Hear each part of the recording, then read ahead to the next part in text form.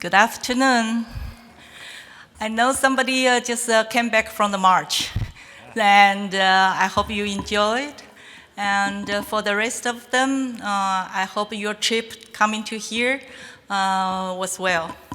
So today, I think we are going to have the opening plenary speech now, and we are very happy to invite the OECD's Director for Education and Skills and the Special Advisor on Education Policy to the Secretary General to come to here to talk about the globalization and the sustainability of science education.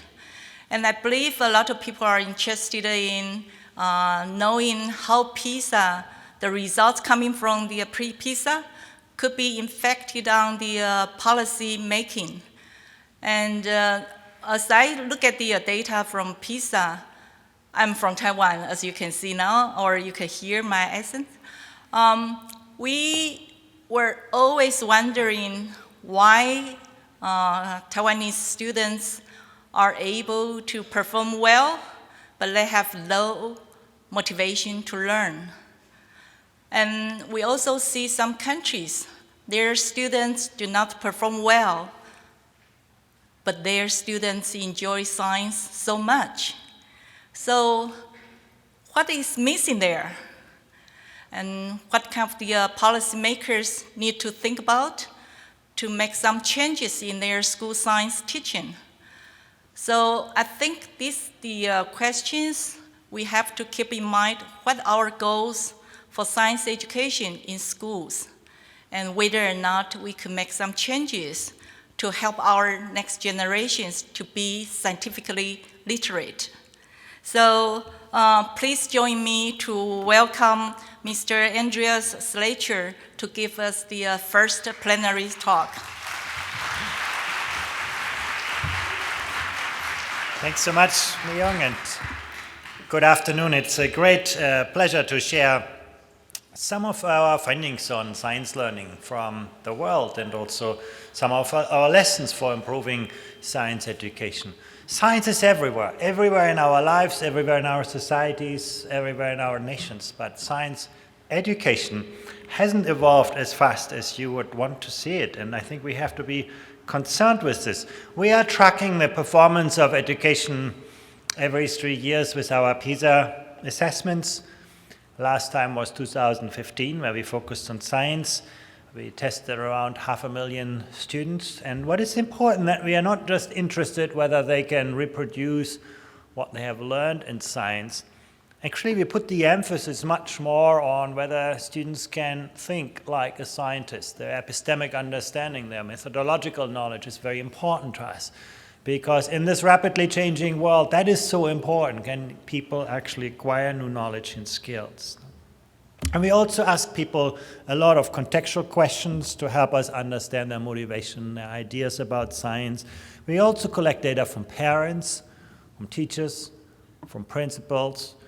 And all of that together gives us a good sense of the factors that actually relate to learning outcomes that we can then observe and explain. And in fact, over the years, PISA has become really good at that. When we started this work, we could only explain about 35% of the performance variation of schools among the countries. Today, we can statistically account for 85% of the variation in school performance in the industrialized world. And that is really, so that the models have become very, very powerful. That doesn't mean we always understand the causal nature of those relationships. It's a different story. But I think it gives us a good impression of what is possible in education. This is just a map of the countries for which we have comparative data, other countries that took part in our assessments. In gray, you see the countries of the OECD, my organization, Organization for Economic Cooperation and Development. In blue, other countries that joined it. Some countries are still very patchy. You can see, for example, in China, we have only sort of 4 regions still. In India, only 2 states. But step by step, actually, more and more countries want to see their science education and learning outcomes compared. So let's have a look at some of the results. The first time we assessed science learning in depth was in 2006. Now, 2006 is actually very hard to remember. It was a long time ago. One thing you can think about is that it was the year before the iPhone was invented. Now, imagine that in 2006 we didn't have smartphone. In 2006, Twitter was still a sound. The Amazon was still a river. An app was something that you would send to college. But sort of things have really changed. And what we have seen, however, then in the industrialized world, science learning outcomes hasn't changed at all. And the world continued to change. Maps became dynamic, cars became electric, and now even driving without a driver. We have crowdsourcing, allowing individuals to do amazing things. But once again, between 2009 and 2012, we saw actually a remarkably limited progress in science education. And things continue to change. Think about virtual reality, bringing the world's most advanced knowledge in real time into whatever we do. And that also means that the world no longer rewards us just for what we know. Google knows everything. The world rewards us increasingly for what we can do with what we know. Now, that's very, very important. And think about other factors: 3D printing, biogenetics, cloud computing, big data, huge developments around us that also mean that science is no longer a subject just for a few specialists, but it's really something that concerns every citizen. But you look around the industrial world and we have seen no progress in science learning outcomes. Now, that's the average. Of course, it hides a lot of variability. Now, you can see in the United States is a country that more has followed the global trend. But there are some countries with interesting developments. Portugal in Europe, even though they faced a very difficult financial situation, they continued to improve science outcomes. Step by step, every 3 years, results look better, and today they do better than the OECD average. Or you can look at Singapore, that is moving from good to great. What you can see here, Singapore is about 3 school years ahead at age 15 of the average in the industrialized world and keeps improving. That's also very important for us to keep in mind, that high-performing education systems are not standing still, but they continue to raise learning outcomes. But let's go back, talk a little bit more about the concepts that are underlying this. What we wanted to assess is the capacity of young people to engage with science-related issues. And that is about competence. We wanted to see, can they explain what they observe in scientific terms? Can they evaluate and design their own scientific inquiry? That's why we do these tests on a computer, where students can do experiments, test hypotheses, and so on. Can students interpret data and evidence scientifically? And of course, it has to do with knowledge. It has to do with content knowledge, biology, physics, chemistry. But it's in an important way also has to do with methodological procedures used in science and with epistemic reasoning. Being able to think like a scientist. Being able to distinguish between what is an observation and a fact and an hypothesis, models, theories. Those fundamental concepts of science, we wanted to see to what extent people can do that. And that's part of the knowledge that we looked at. Attitudes are very important. Attitudes towards science, but also scientific attitudes. And last but not least, all of that is always materializing in a specific context. We look at the personal context, the local context, global context. We look at current, but also historical context. That was the kind of ideas that we wanted to build this assessment of science knowledge on skills on that we used for this assessment. This is sort of a typical example. We had basically a fish farm, and we asked students to design a fish farm. We told them what different microorganisms do, how do you basically place them, and then students had to figure out in what sequence they would have to sort of put them in order to make this fish farm work and have the water going back into the ocean without pollution. So it's a typical task that students had to figure out, and they could play around it, they can see the consequences of their actions, and so on. It's sort of a typical way of looking at the knowledge and skills of students. So let's have a look at the results. I showed you some already, but let's look in a little bit more detail. In green, I show you the countries where students come out really well on the test. You can see many countries in Asia, Singapore, Japan, Chinese Taipei, you have Macau, Vietnam, Hong Kong, but also in Europe, Estonia, Finland, very impressive science results. Japan, I already mentioned, you have Canada in North America coming out really well. The United States comes out so-so. Actually, in science, the United States comes out better than in most other subjects. Mathematics would be not so good, the results, but science, I think, is sort of an average result. And then below the average, you can see many countries where students struggle with science. Huge variability in the learning outcomes of 15-year-olds. Students have sort of lived the same period in their lives, but depending on where they go to school, science learning outcomes vary enormously. But I want to introduce a second dimension that is also very important to us, and that is the capacity of education systems to ensure that all students have access to excellent teaching. We measured the impact that social background has on learning outcomes as a measure of equity.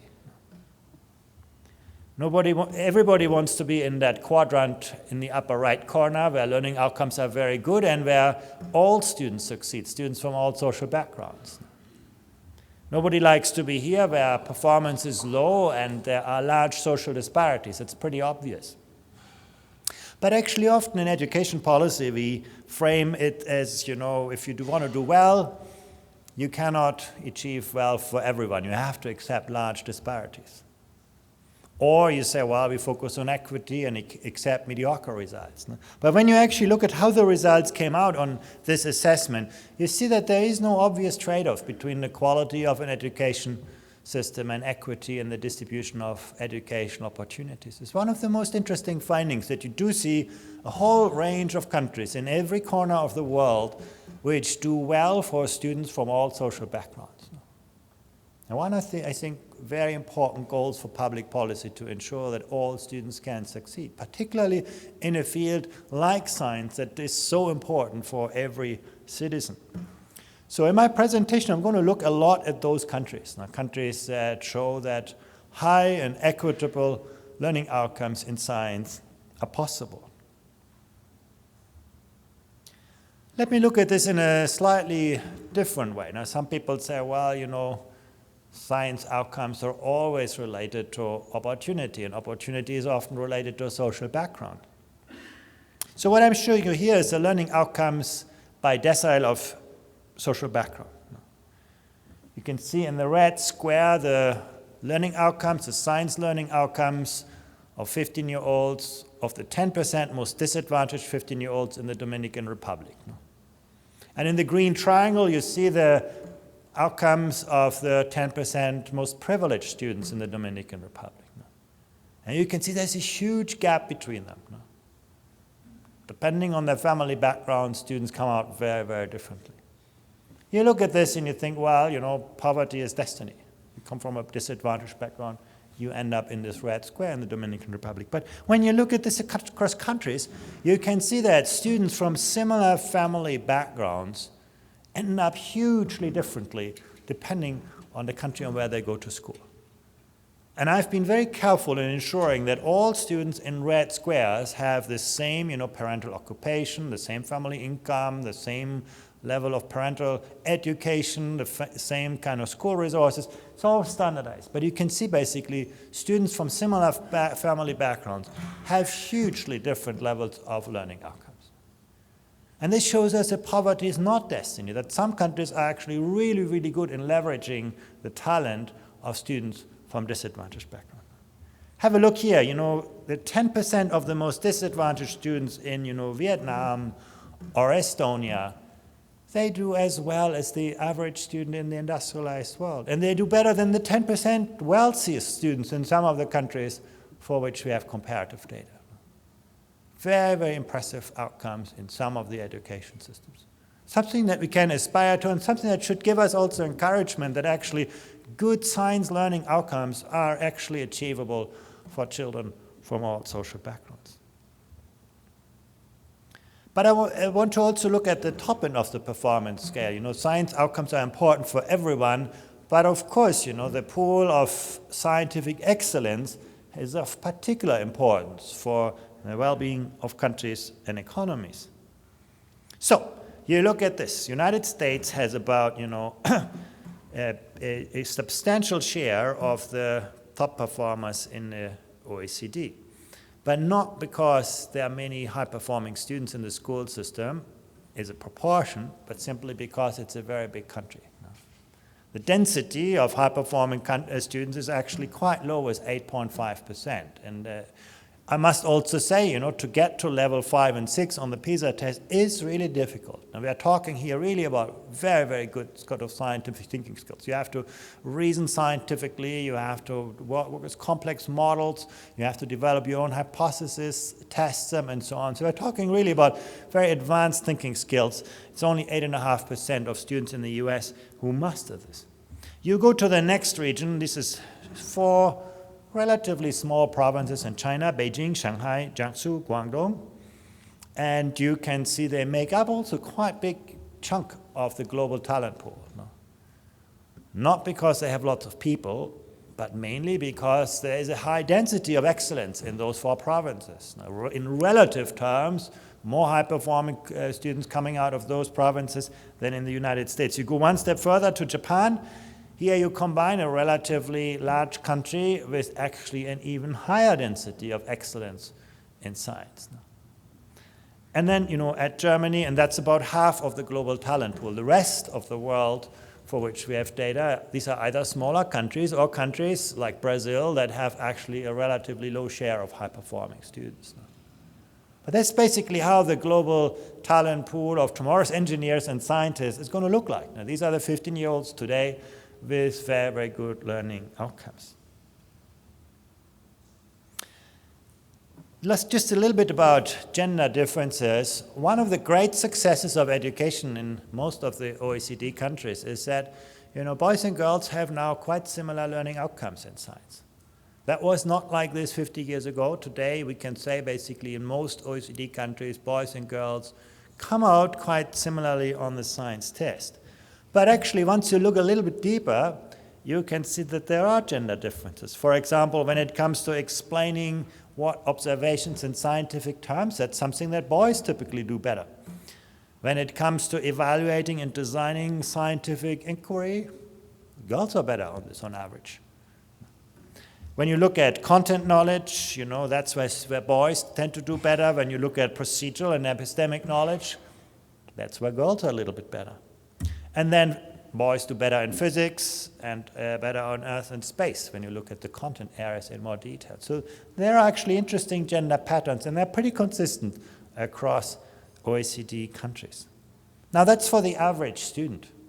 When you look at the top performing student, you can really see that that's where boys clearly dominate. Now, when you look at the best performing students in most countries, boys are more better represented in every of the categories. And when you look at the lowest performing students, that's where you can see girls are underrepresented.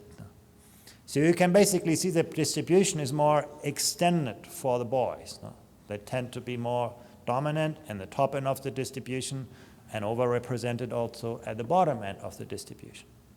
On average, things are pretty even. But it's important if you're a science teacher to keep in mind, the average may be quite similar, but actually there are different strengths and weaknesses of boys and girls in your classroom, and particularly at the high and low end of the performance distribution. Things play out quite differently. To be awareness that basically when we see overall scores, they may hide a lot of variability that is still being left. And these differences are all very small when you compare them to gender differences in science aspirations. As soon as you start to ask boys and girls, to what extent do you see science as something that is going to open life opportunities for you, this is where the gender differences are huge. Let's have a look at careers now. One of the things that we did is we asked students, what do you want to do in your life? To what extent are you interested in going to a career in science? And of course, that's the ultimate success of science education. Of course, if you educate people well, but people say, well, you know, that's nothing for me, well, maybe science education was not so successful. So let's have a look at this. Here you can see the share of students who said that wanted to go into a science-related occupation when they are 30 in different fields. When you look at this chart long enough, you find something that is really puzzling. Look at some of the high-performing countries, you know, Korea, Japan, even Finland, China, Germany. They come out really well on the science test. But students tell us, I don't want to become a scientist. So something must have gone wrong. No? You look at the United States. Actually, the United States did not come out so well on the science test. But students have great aspirations to work in science-related fields. When you look at this, you ask yourself, maybe we have to make a choice, you know. Either we educate students well, or they want to become scientists. The question is, can we do better than that? Have a look at this. Here I'm going to show you the countries where students do well in science. Here I'm going to show you countries where students believe in the methods of scientific inquiry. We found that also a very important question. And then in blue, I show you the countries where students want to become scientists. So the real question is, can you get in the center of this? Can you get all of those things right? And the answer is absolutely. You look at Singapore, high-performing country, students want to become scientists and they believe in science. Canada, and then at lower levels, also countries like Slovenia, Australia, United Kingdom, Ireland, Portugal. It's really interesting. There is a group of countries that have got all of those dimensions right. Then there are countries, Chinese Taipei, Hong Kong, New Zealand, Denmark, where you can say students do well in science. They also believe in methods of science, but not for themselves. No. And then you have a whole list of countries, I mentioned some already, that are doing well on a test, but don't believe in science and don't want to become scientists. So there you can really see something is going wrong in science education. The kind of signals that we give students, you get a good grade, you get a good mark, they are there. But we haven't inculcated this kind of idea that science is actually something that can change our lives and that we want to engage in. Then you have students like in the United States, in Spain, in Israel, in the United Arab Emirates, where you can say students believe in science, they want to become scientists, but they're not prepared for it. And of course, you see also students in the remaining areas of here. I think it tells us a lot about science education, that the cognitive part is certainly very, very important, but we need to also pay more attention to the social and emotional aspects in science learning, and we can make them visible. That's one of the things that PISA did for the very first time, that it looked at learning outcomes in a more holistic way. And you can see actually the patterns can differ quite a lot. Can we explain that? And there's some really interesting analysis where you can actually explain at least part of those patterns. If students don't enjoy science learning, they don't like the teacher, they don't like the subject, they do not enjoy the science instruction, you can actually see there's only a relatively modest relationship between better performance on the horizontal axis and wanting to become a scientist. Suddenly you can see when you don't enjoy science learning, doing better on the science test doesn't mean you also want to become a scientist. But where enjoyment is higher, you can see that relationship becomes really, really strong. If we succeed in science learning to build sort of a sense of enjoyment, suddenly better learning outcomes relate more closely to higher career expectations. What the causal nature of that link is not so obvious, but I think it's very important for us to keep in mind that, again, it's the social emotional aspects that play a very, very important role as a moderator between better learning outcomes and career aspirations.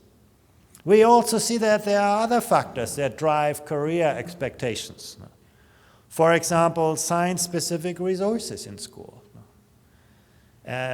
my school's science department is well equipped. Where that is the case, as a general rule, students have higher career expectations in science. Where science teachers are among our best educated staff members, you can see it plays out. Science activities, learning time, that's obvious. Where there is more learning time, this may probably also be due to reverse causality. Students who enjoy science, who want to become scientists, spend more time on that. But there are many factors that actually relate to this, where it gets really interesting when you get into teaching factors. For example, teacher-directed instruction. Having a well-structured, clearly presented science lesson is something that we see more prevalent among students that have higher career expectations. Giving students good feedback. Having a high level of adaptive instruction. Making sure that students perceive that the teacher adapts learning to their different needs and so on. Inquiry-based instruction. Having students doing something rather than just absorbing knowledge. All of those things are related to better career expectations. Not always better related to learning outcomes. That's actually quite interesting. Some of these factors, for example, inquiry-based teaching methods do not relate to better learning outcomes. There's no relationship, or even sometimes negative. But they do relate it to higher career expectations. So I think it's something that we should keep in mind when we actually study that. So let's try to explain all of that. I told you we measure what data from students, from teachers, from parents, from school principals, and I want to sort of highlight here the relative influence on learning outcomes as measured by our survey on the vertical axis. But we always have to keep in mind also the economic and political cost of change. Everybody wants to do things that are easy to do and very important. I put them in the green box here. Nobody wants to spend money on things that are maybe not so important and very difficult to do. It sounds obvious, but actually in education, we're not always doing and working in a very rational way. I want to talk about things that are really important, but very hard to do. I put them in the yellow box. And in the other yellow box, I'm going to put some low-hanging fruits, things that are maybe not so important, but relatively easy to do. So this is what we found. And I'm going to explain these factors in turn. I want to start with something that sounds trivial, and it comes really always up at the top, and that is a commitment to universal achievement. Now, every politician will say how important science education is and science learning. So that's not what I mean here. It's really sort of how do those things translate into the instructional system? What choices do we make? Who's becoming a science teacher? How do we pay them? What kind of instructional environment do we create? And how do we ensure that all students have access to good education, making sure that there is relatively little stratification in the education system, and so on. Once we didn't do that in science, but we did this in mathematics. Once we asked students a simple question, what do you believe makes you successful in mathematics? And we found interesting differences across countries. The majority of American students told us, well, that's very clear, if I'm not born as a genius in mathematics, I'm going to study something else. So the belief that, I cannot change this, the education system is just sorting me, this is all about, with talent. You ask that very same question to a student in Singapore or in China, and 9 out of 10 students tell you, if I study really, really hard, I trust my teacher is going to help me and I'm going to be successful. These students have learned, or the education system has communicated to them that they own their success, that their teachers will do anything possible to help them succeed. And they do succeed. This is the amazing thing, that those kinds of expectations actually are very predictive for learning outcomes. We measured this also in science in a slightly different way. We call it self-efficacy in science. That's basically the belief in students that they can solve problems they have not seen before. And you can see actually in most countries that is a very important predictor of learning outcomes. When you look at the scale there, 30 points is about 1 school year. So most countries, 1 standard deviation on that index is predictive of at least half a school year. And it's particularly predictive at the high end of the performance distribution. Sort of this belief, in owning the success.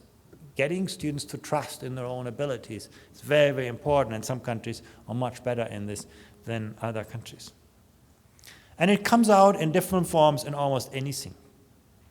The second point I want to mention is also quite complex, and this to do with investing resources where they make most of a difference.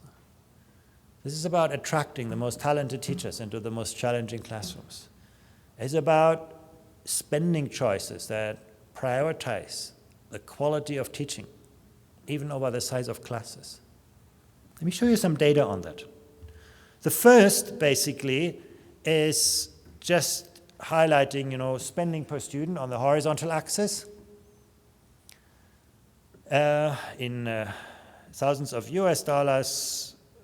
It's the spending for students between the age of 6 and 15 now. And on the vertical axis, you can see the learning outcomes. And you can see if you are in Mexico, in Georgia, in Colombia, in Thailand, and so on, money actually is a very good predictor for learning outcomes. Now, in poor countries that spend very little on education, putting a little bit more money in education can gain you a lot.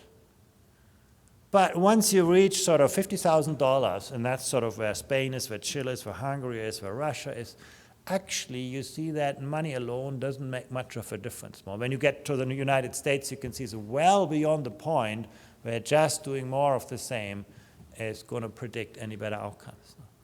So that's a very important point, that actually the relationship between overall investment in education and learning outcomes becomes very tenuous for most countries in the industrialized world. It gets far more interesting when you look at the nature of spending choices. How do we invest the resources? And I'm going to show you some data on that. The first I want to show you is basically how well we align resources with needs. You would want to be in the green area of the chart. What does it mean? That's basically where we invest more in the students which need more. Disadvantaged students, students from disadvantaged schools, and so on. That's where any investment will have the highest rate of return. If you come from a privileged family, there are many ways for you to succeed in education. And even if you don't succeed in education, probably you'll still succeed in life. If you come from a poor family, you've only got one chance in life. And that is a good school education. You miss that boat, most likely you're not going to have a second chance. The relative returns on investment are always highest for the students that actually need education most. And I've measured two things here. The first is, the financial or material resources in schools. How well are they aligned with needs? And in red, there's teaching staff resources. And you can actually see very, very few countries make it anywhere near the green area. Most countries are deeply in the red area. And what I mean by this is that actually if you come from a disadvantaged family, we're also giving you the less educated teacher, the poorer educational resources, and so on. So in most of our countries, actually schools amplify social background, not moderate it. There's a lot education can do to actually do that well. And there are some countries that have actually developed very smart policies on this.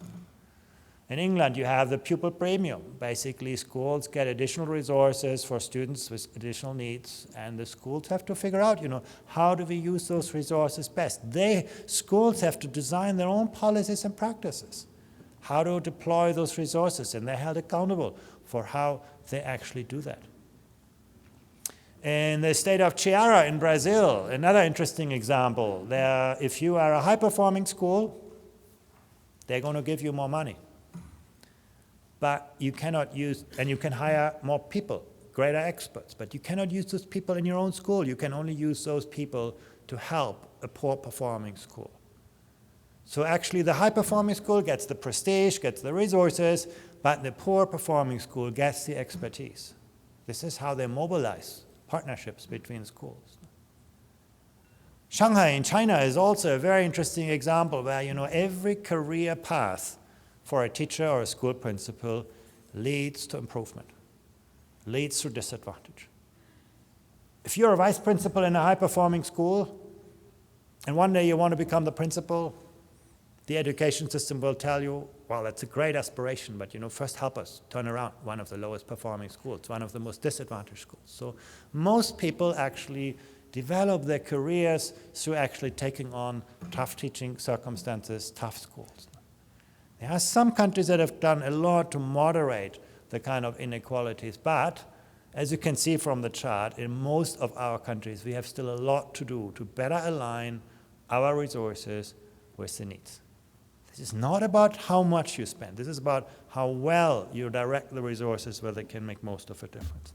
And it's particularly important for teaching staff. Actually, you can see some countries are quite good on the financial side. I look at the United Kingdom, the pupil premium is great, you get more money. Actually, you can say schools in disadvantage get more money, but they still don't get the better teachers. No? And that is ultimately what counts. No?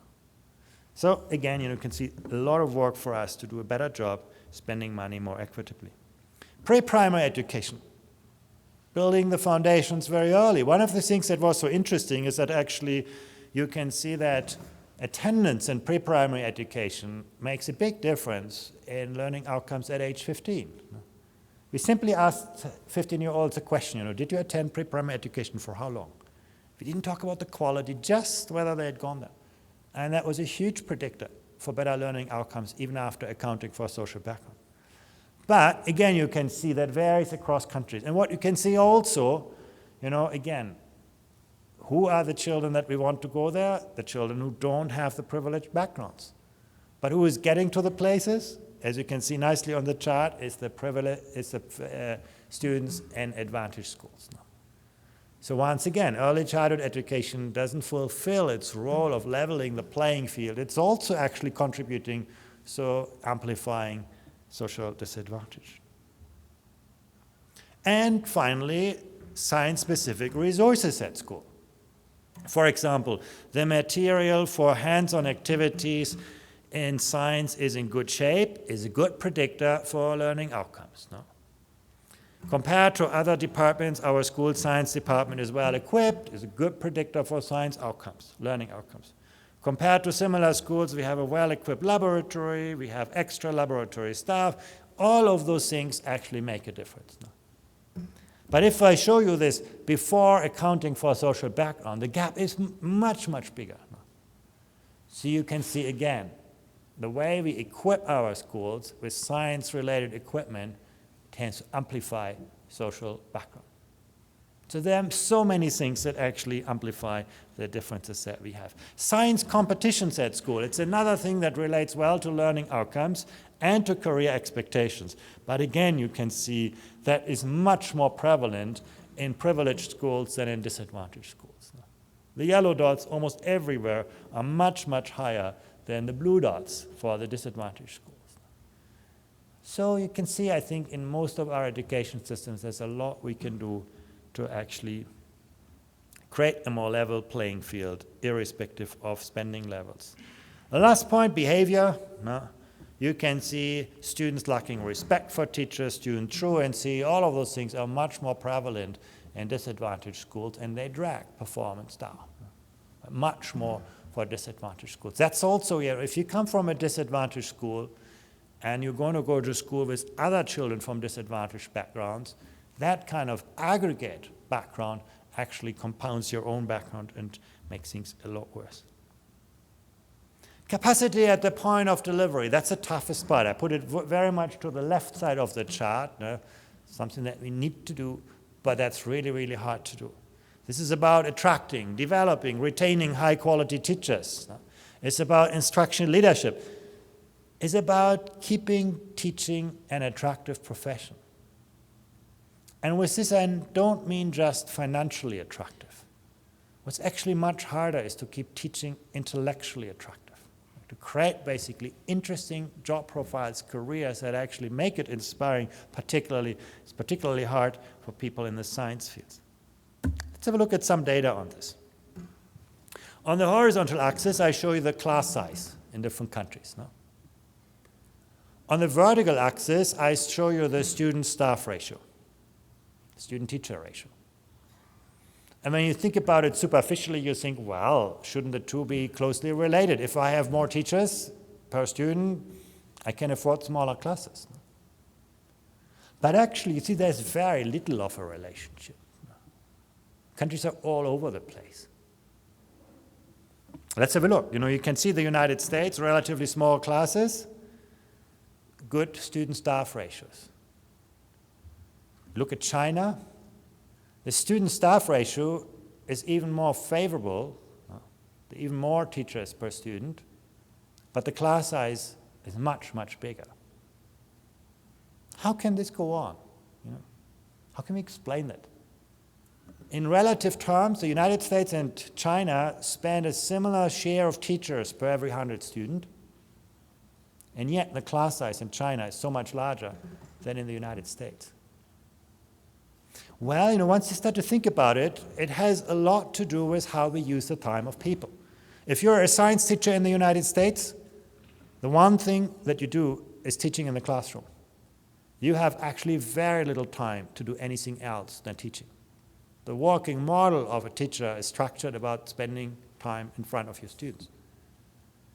If you are a teacher in Shanghai, in China, you spend teaching about between 11 and 16 hours per week. You have a lot more time to do other things than teaching. You spend a lot more time with your students. You spend a lot more time with parents. You spend a lot of time with your colleagues to develop your profession. You'd observe somebody else's classroom every week. You would go to a teacher competition every month maybe, and every year to participate in deep professional development. If you're in Singapore, you'll invest 100 hours of professional development every year, every teacher. So they have very different working models. There are different choices that countries make to spend the same amount of resources. I think the China-US example is instructive. It's the same volume of resources, but the way we treat teachers and what we expect them to do is so different across countries. And that actually makes a profound difference on the professionalization. In one set of countries, we have a much more collaborative culture for teaching, for actually working together and doing other things than teaching. Let's see, for example, it's exchange and coordination. When you look on average across the countries, typically teachers are very social people. They discuss individual student results, they share resources, they go to a conference, and so on. But when you look at the things that really matter for outcomes, things like collaborative professional development, like joint activities, like classroom observation, they are so rare because people don't find the time for this in most countries. But you see huge variability in this. In some countries, those bars are longer, often in the Asian Pacific region. Classroom observation, I mentioned already. On average, it's only 1 in 10 teachers who does that with relatively frequency in the industrialized world. Well, in China, it's happening as a rule. If you look to collaborative professional development, very common in Singapore, not common in the average countries. Huge differences in the extent to which teachers engage in deep professional collaboration, and particularly in a field like science that is so crucially important. This is a rapidly evolving field. You have to stay abreast of all those developments in terms of not just science, but also pedagogy, all of that. And we do not create the space in most of our education systems to actually create a work organization that allow people to advance in their profession. And again, this is not to do with the spending overall. That has very much to do with how we define the role of teachers. Why is that important? Well, you can see this here. The more teachers teach jointly as a team in the class, the more they observe other teachers' classes and provide feedback, the more they engage in joint activities, and the more they take part in collaborative professional development, the higher their own sense of effectiveness. It's very important that, and we can also see job satisfaction related to professional collaboration in the same way, where teachers feel this collaborative culture, they're more happy with their jobs. The size of the class, in fact, in our analysis, did not relate to teachers' job satisfaction. But the degree of professional collaboration relates to self-efficacy and job satisfaction. Professionalism really is something that we need to think much harder about. Now, we still have a culture of, using a very industrial work organization in education. And we have someone who develops a curriculum, then we pass it to the classroom and expect teachers to teach that. The question is, how can we create a more professional work organization with the internal motivation and the efforts of the members of the profession itself, where the teaching profession owns its professional standards in the same way as we expect this in other professions. We looked at this with some data, and we defined teacher professionalism to 3 things. First, of course, the knowledge base. Now, how well are teachers prepared? And that's the first thing that students actually also see. Is my teacher really a good expert in the subject they teach? Particularly in a field like science. Students figure that out very, very quickly. The second is the professional autonomy. Do teachers have the kind of space and room to actually, be innovative, creative?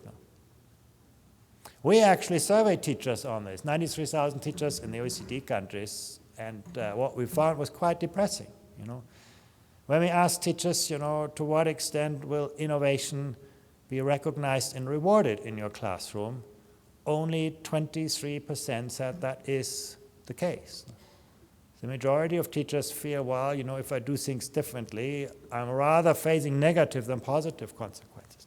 Professional autonomy, very important. But the last point I also want to highlight, this is the collaborative culture, the effective peer networks, the investment in the profession, making sure that teachers are well connected.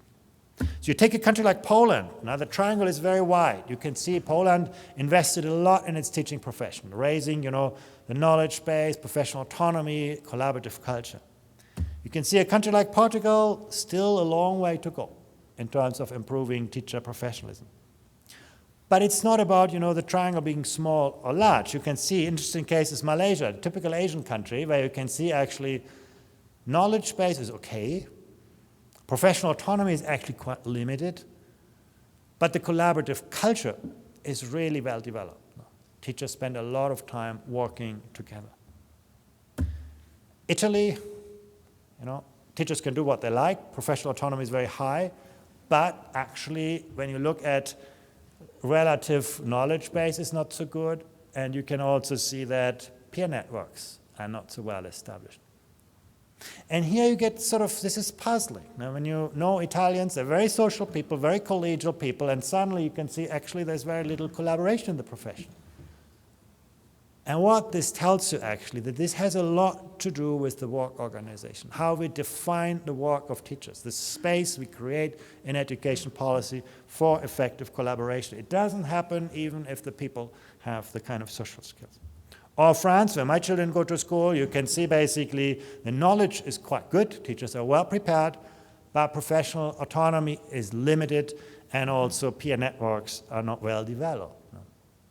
And this really tells us something about public policy. There's so much we can do to shape and create a more effective way to prepare our teachers and to give them the space to actually work creatively. So what you can do, of course, is, unfortunately I don't have data for the United States on this indicator, but you can rank countries, and there is actually quite some difference in the degree of teacher professionalism. You go to Estonia, Singapore, New Zealand, now teacher professionalism is really well developed, and you go to Spain and Japan and France, where teacher professionalism is more limited. You can also see that the sources of teacher professionalism can be very different. You look at Shanghai. It's not professional autonomy. It's a collaborative culture that drives professionalism. You go to Estonia, collaborative culture is just so-so. It's largely the discretion that teachers have that actually is giving them the space. Huge differences in the way we define the role of teachers and create the work environment. And you can see, I mentioned that already, where teachers have a high degree of teacher professionalism, you can see they see the status of the profession in more positive terms. They are more satisfied with their job. They are more satisfied with their work environment. And they see themselves as more effective teachers. So, teacher professionalism, defined in those three constructs, really has a big impact on at least the way in which teachers see their own role. Disciplinary climate, obviously also very important.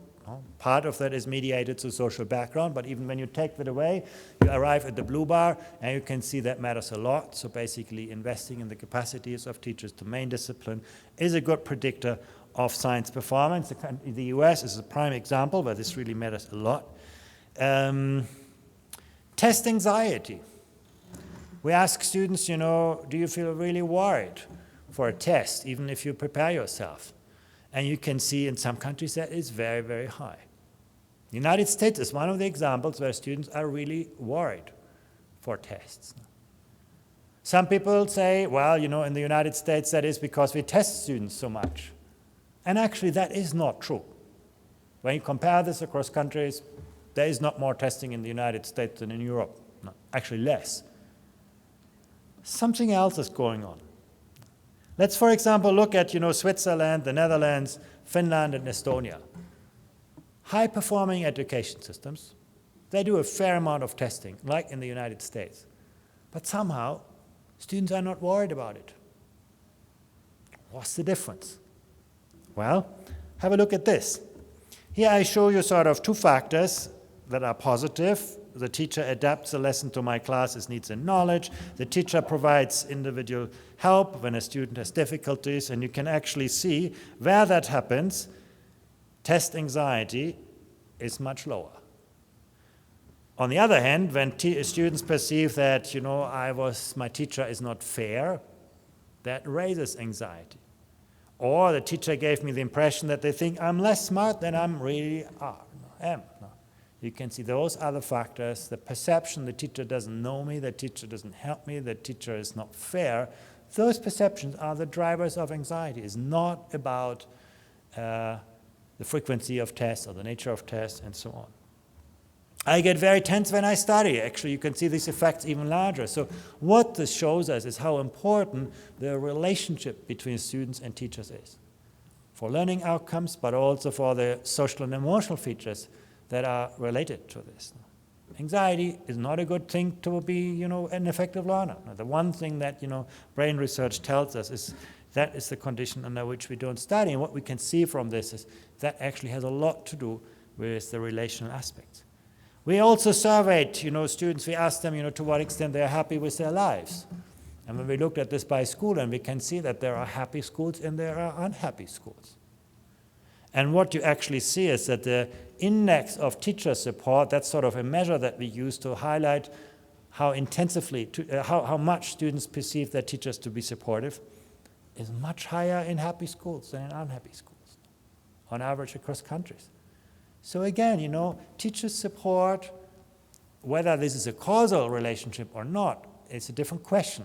But what we can see is teacher support is a very important way related to the climate in school, the happiness of students, test anxiety, many things that we need to deal with. And again, that calls for defining the role of teachers much more broadly than just conveying academic knowledge.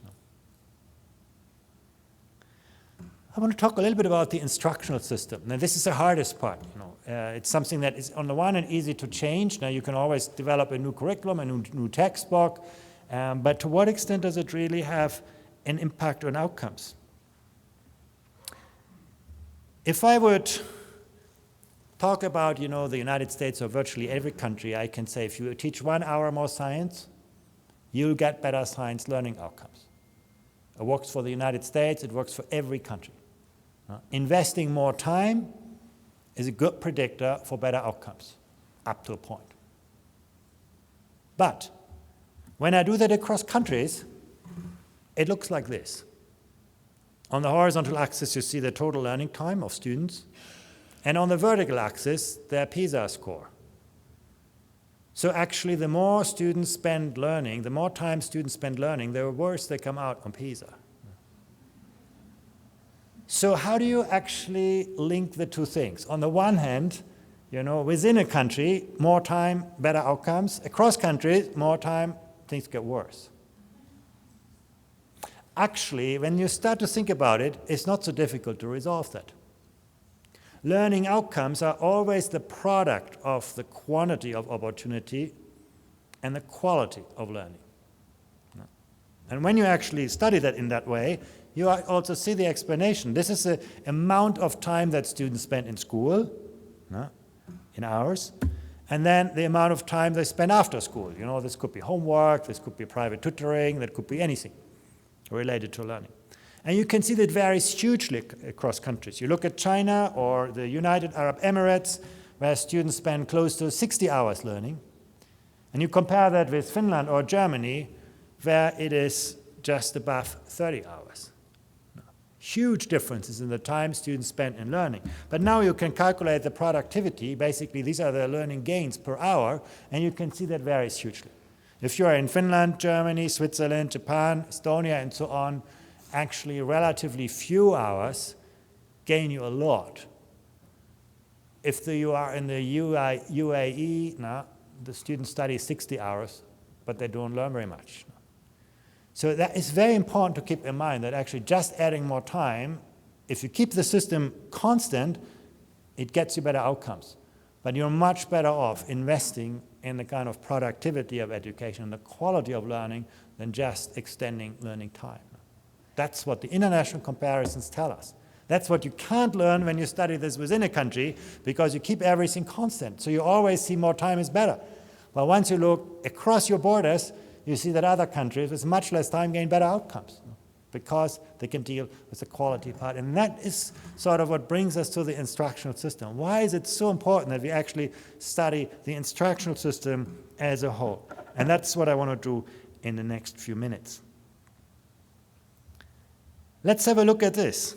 Teacher-directed instruction is a good predictor for science outcomes. Where teachers sort of have a clear, structured, well-structured lesson that's well thought, well planned, that is actually almost everywhere a good predictor for better learning outcomes.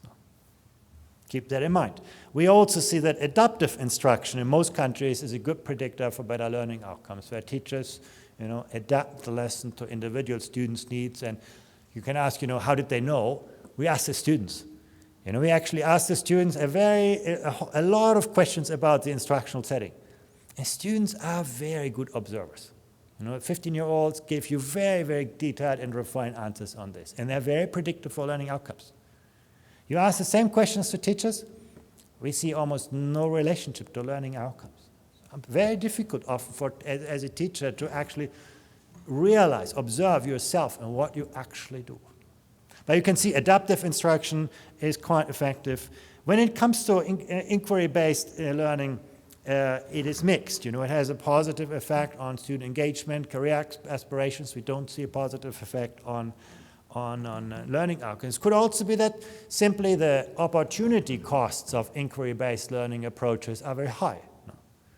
You ask students to do an experiment, and that takes a lot of time away. In that time, you could have done a lot of other things.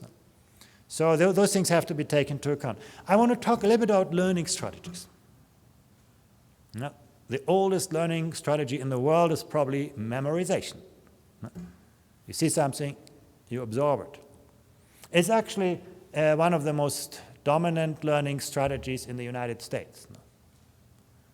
Memorization as a tool for learning. Is it effective? Have a look at this. This chart is a bit complicated. In the green area, I'm going to show you PISA tasks where memorization helps you actually to solve them well. In the red area, I show you tasks where memorization is not a very good strategy. And I'm going to order the tasks by their relative difficulty. And the fact that I make the red part larger than the green part already tells you, in general, memorization is actually not so great as a learning strategy. But you can see, actually, it works quite well for the easy tasks, but as soon as the tasks get more complex and you need to invest more scientific reasoning, you can actually see that memorization really fails. And this is one of the possible explanations why students in the United States don't get the difficult tasks on PISA well. So relatively, as I showed you at the very beginning, the share of students with very, very good science skills is not so large. One explanation could be that memorization is a dominant teaching strategy. Let's look at something else, control strategies. The US is sort of in the middle. It's basically about, we teach students to structure their learning goals, to monitor their learning. It's kind of strategies where you control your learning. No? So let's have a look at how this plays out. And you can see all of the tasks are in the green area. So generally you can say control strategies are a very good tool for students to actually get the PISA tests right. No? But again, you can see actually it's better for easier tasks. As the tasks get harder, those control strategies don't work so well anymore. Last part is about elaboration strategies. This is about, connecting new knowledge to prior knowledge. It's about creative thinking. It's about, being able sort of to think flexibly and critically about with new information. You can see that is the least frequent strategy, frequently deployed strategy in American classrooms, according to what students tell us now. Let's have a look how this plays out. And this is very interesting. This is the strategy, these kind of elaboration strategies are the best predictor for students getting the toughest tasks right. So they are very important, a very important mix of the learning strategies that students should be able to master to get to the top level. Elaboration strategies. Something, well, a country like the United States does not do so well. But what you also see is that actually for easier tasks, they are not so effective. Actually, they can be counterproductive. Using project-based learning to teach students their multiplication tables is not a very effective way. But actually, for some tasks, it's very important. So what we see from this is actually so important for teachers to use a diversity of teaching strategies and for students to master a diversity of learning strategies. If the United States would have a more balanced set of learning strategies, maybe the outcomes would be different. It's at least a good hypothesis. And some countries are very different. Again, you go to Shanghai in China, one of the best performing systems. They are very, very good in conceptual understanding students, and they are very good on the broad mix of this. So I think this is a really important part of the instructional system. It's not, what we teach, but actually how the teaching and learning strategies are deployed. Let's put it together, teaching and learning. Oops, there's something. No, the axes are not working well. Actually, what I wanted to show you here is on the vertical axis, I show you the teaching strategies, and on the high end, I show you more memorization. On the low end, you have to imagine that, more elaboration.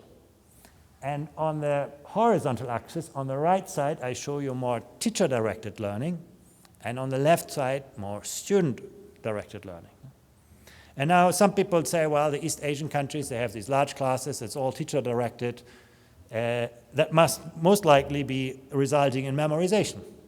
But if you had observed the previous charts carefully, you would have already seen, yes, these countries tend to deploy more teacher-oriented strategies, but actually students are very good on creative thinking, on elaboration strategies. If you look at the English-speaking countries, you can see they do more student-oriented learning, which looks more creative, but the product actually is more memorization. I think this is something that also teaches us. There's not a direct match between what we see in the classroom and what actually arrives in the minds of students. Sometimes a teacher-directed setting can actually result in very creative thinking among the students if the lesson is well structured. And that's what you see if you go to a Japanese classroom, for example, in science learning. Teachers would typically solve just one science problem in a lesson. It would be a very complex problem, and students would approach it from different angles. And most of the lesson would be about, discussing solution strategies, not about the correct answer. Very carefully crafted lessons, very well planned lessons. Sometimes teachers work together over long periods of time to design them, and they result in a diverse set of student learning needs. And many of the Western countries, particularly the English-speaking world, we have this tradition, students should run around, there should be a lot of activity in the classroom, but the result actually sometimes is more memorization than we see in Asian classrooms. So again, it tells us these are sort of very simple data. We should look at these things in much more detail. Coming back to the results, we see actually more teacher-directed learning tends to be a good predictor for better learning outcomes. More student-oriented learning tends to lead to a better engagement and higher career expectations. So again, as a teacher, it's not one or the other. We want students to be both engaged and learning well. So it's about combining those together. Governance, incentives, accountability, I'm keeping that very brief. I think what is important is simply to have a good balance between vertical accountability, where we feed information upwards in the system, that's the easy part. But what's more important often is the kind of lateral accountability systems where teachers work together to frame good practice, have opportunities for collaborative professional development, and so on. And that's getting that balance right is really very important. Just on public and private schools, we don't see actually much of a performance difference. In fact, in most countries, once you control for social background, public schools do slightly better than private schools. But in general, the differences are not very large. This has much more to do with the relative discretion and autonomy in schools than in who runs and controls and finances a school. So that's not where you find many of the answers. Last point I want to make on this is parents. We often leave them out of the discussion, but they play a very important role. Now, where you can see, for example, where parents spend time just talking to my child, you could see that students were 60% more likely to report a high level of satisfaction with their lives. And where parents had dinner with their child, 50% greater life satisfaction. We also see a relationship to school activities and outcomes. Students where parents, eat dinner with children, even after accounting for social background, had a big performance advantage on the PISA test, and also where parents spend just time talking to their children. What this shows, it's not so much a matter of how many hours of homework you do with your child, or whether you are really yourself a good science expert as a parent to teach your child. It's really more to do with showing your children that actually what they do in school is important to you. That in itself seems to be a more powerful predictor than family income. No, the effects are not as large for this. But, here it's even more complex, studying the causal nature of the relationship. Last point I really want to make is about coherence. It's the toughest part in education. On the one hand, we want them to advance fast. The world is changing much faster than our education system. At the same time, what is so important is to build sort of systematic progressions. One of the things that you can see when you study the world's most advanced education systems is they have very carefully designed policies. They build sort of very careful progressions in their policies. They think about, what it's going to take to move from poor to adequate, from adequate to good, from good to great. And they're very careful in this. They also build those policies over very long periods of time. A curriculum development cycle in a very effective country like Japan takes 10 to 12 years. That's the time they invest to sort of reimagine what students learn, translating that into instructional system, translating this into teacher training, professional development, until actually it transforms learning outcomes in the classroom. Consistency of implementation, actually doing what we think we're doing. Very important part of success, and one of the things that we see in virtually every system that does really well. That brings me to the end of my presentation so that I can leave you enough time for questions. When you think about the past and the present, in the past it was enough to educate a few people well. You only needed a few people who become scientists. That was perfectly all right in the industrial society. Today, everyone needs to be thinking like a scientist. Almost any question that presents itself to us these days is framed in scientific terms. If we do not, have a sufficient understanding of science, we make naive judgments. In fact, in 2006, when we measured science for the first time, we tested something like environmental science, environmental literacy. And one of the things that we could see is basically where students did not do well in the science of the environment, basically they were very optimistic about, that all those big things like climate change, some politician is going to change this one day. No, I don't have to worry about it. where students had a good knowledge base. They had a realistic appreciation of the magnitude of the challenge, and they were more willing to invest themselves in solving those kinds of problems. So it is really important to build, to move away from education systems that just sort people to education systems that really leverage the potential of all students. And as you could see at the beginning of my presentation, some countries have become really, really good at that. They show us that all students can really do well in a subject like science. The second part is harder, and that is to move away from routine cognitive skills to complex ways of thinking, complex ways of working, collective capacity, and so on. The dilemma for educators these days is that the kind of things that are easy to teach and easy to test are precisely the kind of things that are also easy to digitize, to automate, to outsource. Those things are disappearing from our societies. What is increasing is the capacity of people to extrapolate from what they know, to apply their knowledge in novel situations. And that means a different caliber of teaching. In the past, you could afford this industrial organization that we still have for the work of most of our school systems. Today, when you look at the most advanced systems, we really need a high-level group of professional knowledge workers. And of course, those people don't like to work in the kind of Tayloristic, hierarchical bureaucracies that we still have in many of our countries. They expect flat and collegial work environments and also accountability systems where they are much more responsible to their profession than just to their principal or the education system. So there's a lot of work to do. But what we do see is that some countries actually are well on their way to achieve those kinds of transformations. Quality and equity are not incompatible policy objectives. Having students doing well in science and having them aspire to a career, you've seen, are not incompatible policy objectives. And the good thing also is it's not simply to do with the volume of spending. It's a lot to do with actually how we use our resources to achieve the best possible outcomes. Thank you very much.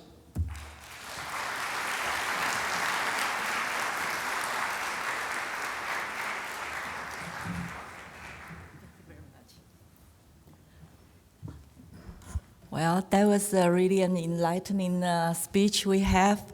Mr. Schleicher said he would like to take some questions from you. So that was very generous. So now we have people ask maybe 3 questions to start. Then Andreas will reply, and then we will see how much more time we have. And as you can see, there are a lot of parameters that will impact the education. So, okay, so now you have the floor, and maybe you could, there is a hand in the back, and there is one in the front. So let's go to the, do we have someone to bring the microphone? If not, you please speak it out loud.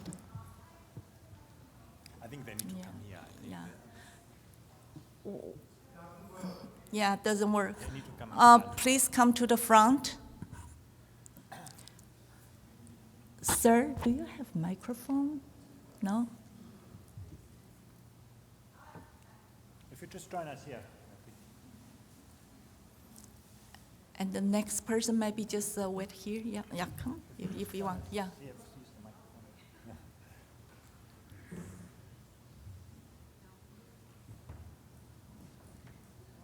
Sorry. I would like to know, how do you assess teacher knowledge in science? Because I'm from Mexico, and I know that we have a lot of problems in political, socioeconomical, even in education. But I think that from my perspective, that we have a lot of problems in terms of the teacher's knowledge. How do you evaluate that knowledge in science? Because the problem is in science, beside the language and mathematics. Okay, good. Thank you. And second one? Yeah, please come to the stage. Yeah. If you have another question to ask, please come to the front, and then you could, come to the stage. It was an excellent talk. I enjoyed it very much. I come from the Technion Israel Institute of Technology, and we have a very diverse population, not at the Technion, but in Israel, I assume you know. And my question is, how do you differentiate between science for all and science for those who we expect them to be engineers and scientists and maybe get some Nobel Prizes even in the next 10 years or so? Thank you. Okay, so maybe any other questions? Yep, please.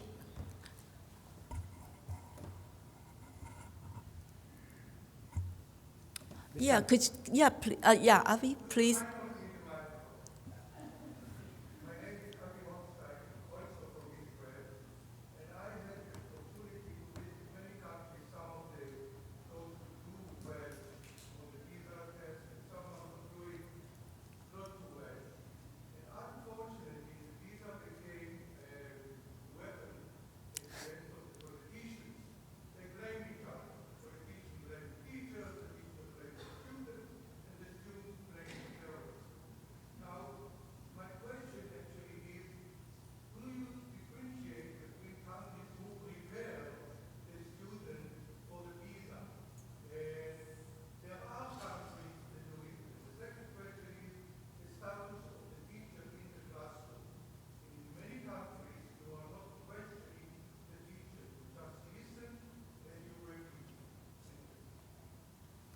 Okay, so, please. Yeah, on the question of evaluating science knowledge of teachers and mathematics knowledge, we basically look at on the knowledge base, the formal preparation that teachers have, and we have information from the students about, to what extent they feel that their teachers are good experts in the subject they teach. And together, that's what we use as a predictor. We don't do things like, administering a test to teachers and so on. But still, that information is quite predictive for this teacher knowledge base. The question from Israel was interesting. On the one hand, you want, of course, to have Nobel Prize winners and experts and great scientists, and at the very same time ensure that there's also a very broad knowledge base in societies.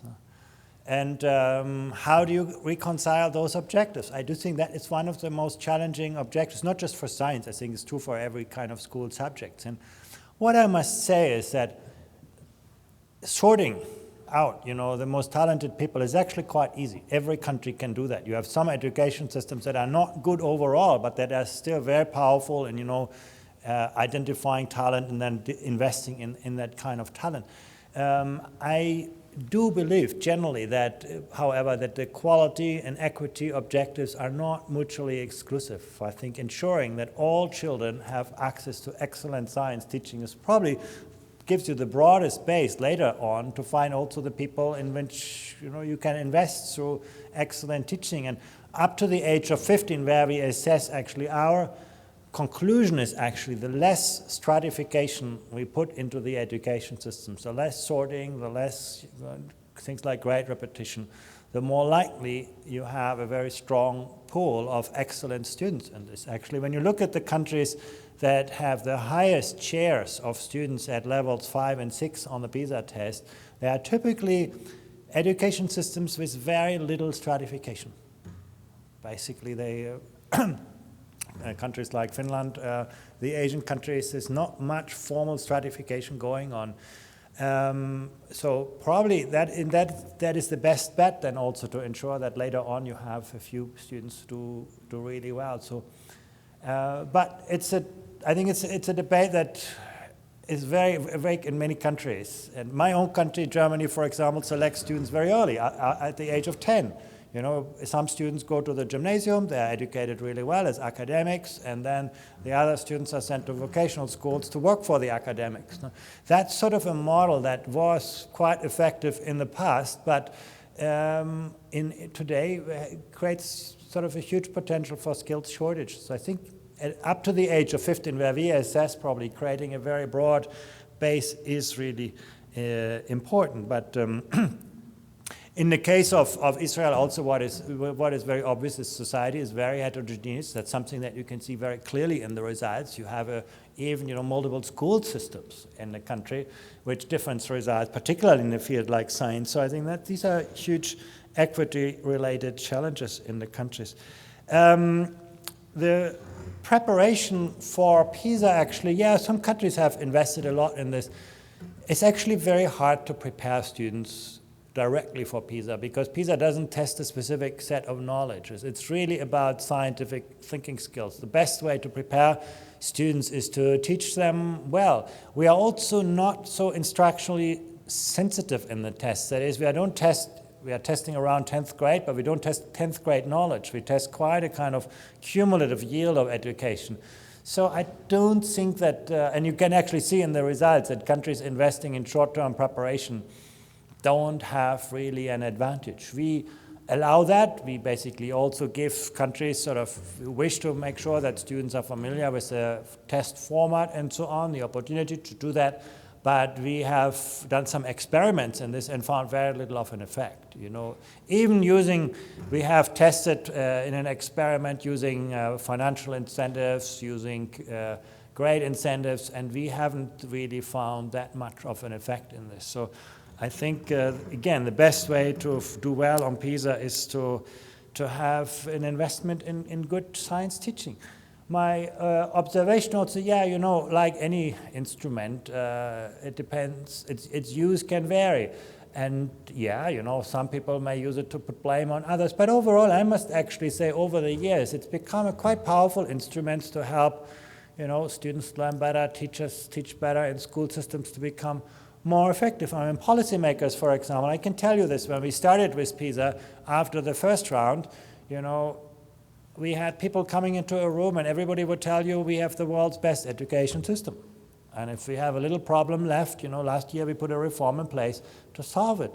When we do have discussions now, there is genuine interest, there's genuine international collaboration, there's a lot of peer learning going on. Like you, many people go to other countries to study how education works in different places. And that's exactly the idea of this, that we open our eyes, see what the alternatives in policies and practices, how similar things can be done very differently. That's really the idea that is behind us, to sort of create the eyes and ears for us to see the diversity of different classroom teaching, different ways of working, different work organizations, different spending patterns. What I've tried to show you here, and I think that opens an opportunity. Then you'll always have some people who are not using this in the smartest way, but I think overall I'm very encouraged by the level of international dialogue that PISA has created over the years. Question? Yep. Okay, probably we could have one more question from the audience. Maria, would you like to come to the front? Or?